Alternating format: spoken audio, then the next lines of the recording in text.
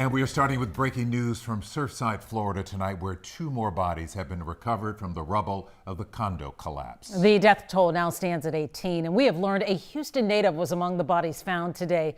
Police say rescue crews found the body of 21-year-old Andreas Giannitsopoulos this morning. He was there visiting another Houston man, Manny LaFont, when the building came crashing down, killing both of them. Police also identified 2 sisters, 4 and 10-year-olds, as the latest victims. At least 145 are still missing, and crews are working around the clock to search for them.